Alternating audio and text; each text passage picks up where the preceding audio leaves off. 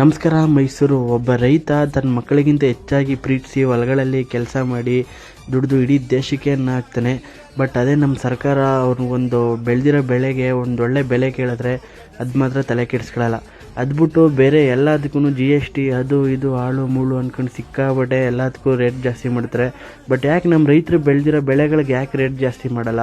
ಇದೇ ಮಾಡ್ತಿರೋದು ದೊಡ್ಡ ತಪ್ಪು. ಅಷ್ಟೇ ಹೇಳ್ದಂಗೆ ನಾವು ಪಬ್ಲಿಕ್ಕು ರೈತರು ಏನೋ ಒಂದು ಬೆಳೆದವ್ರೆ ಅಂದಮೇಲೆ ನಾವೇನೋ ತಗೋತೀವಿ ಅಂದಾಗ ಅವ್ರ ಜೊತೆ ಜಾಸ್ತಿ ಚೌಕಾಸಿ ಮಾಡೋಕ್ಕೆ ಹೋಗಬಾರ್ದು. ಅವರು ಕಷ್ಟಪಟ್ಟು ಬೆಳೆದಿರ್ತಾರೆ. ಇನ್ನೊಂದೇನಾಗುತ್ತೆ ಅಂದರೆ ಅವ್ರು ಬೆಳೆದಿರೋಂತಹ ಬೆಳೆಗಳು ಎಲ್ಲಿ ಹಾಳಾಗುತ್ತೆ ಅನ್ನೋದಕ್ಕೆ ಅವ್ರು ಎಷ್ಟು ಬೇಕೋ ಅಷ್ಟರಲ್ಲಿ ಲಾಭ ಆಗುತ್ತೋ ನಷ್ಟ ಆಗುತ್ತೋ ನೋಡಲ್ಲ, ಮಾರಾಟ ಮಾಡ್ತಾರೆ. ಬಟ್ ನಾವೇನು ಮಾಡಬೇಕು ಅಂದರೆ ರೈತರಿಗೆ ಸಪೋರ್ಟ್ ಮಾಡಬೇಕು. ಅವ್ರ ಜೊತೆ ಜಾಸ್ತಿ ಚೌಕಾಸಿ ಮಾಡಬಾರ್ದು.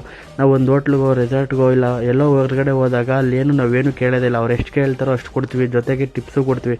ಅದೇ ನಾವು ಒಬ್ಬ ರೈತ ಒಂದು ಹಣ್ಣು ಮಾಡ್ತಾನೆ ಇಲ್ಲ ತರಕಾರಿ ಮಾಡ್ತಾನೆ ಅಂದಾಗ ಅವನಿಗೆ ಮಾತ್ರ ಯಾಕೆ ಆ ಥರ ಚೌಕಾಸಿ ಮಾಡ್ತೀರ ಅಂತ ಒಂದು ಗೊತ್ತಾಯ್ತಲ್ಲ. ಈಗ ಬರೀ ಬೆಳಗಾಮಲ್ಲಿ ಅಷ್ಟೇ ಹೋರಾಟ ಆಗೈತೆ, ನೆಕ್ಸ್ಟು ಇಡೀ ಕರ್ನಾಟಕದಲ್ಲೇ ಆದ್ರೂ ಯಾರು ಪರ್ಯಾಸ ಏನೂ ಮಾಡೋಕ್ಕಾಗಲ್ಲ. ಯಾಕೆಂದರೆ ಆ ಕಷ್ಟದಲ್ಲಿ ಇವತ್ತು ರೈತ ಇದ್ದಾನೆ. ದಯವಿಟ್ಟು ಎಲ್ಲರೂ ವಿಡಿಯೋ ಶೇರ್ ಮಾಡಿ, ಆದಷ್ಟು ರೈತರಿಗೆ ಸಪೋರ್ಟ್ ಮಾಡಿ. ಇದೇ ಥರ ವಿಡಿಯೋ ಬರುತ್ತೆ ಲೈಕ್ ಮಾಡಿ, ಫಾಲೋ ಮಾಡಿ, ಶೇರ್ ಮಾಡಿ. Thank you, bye bye.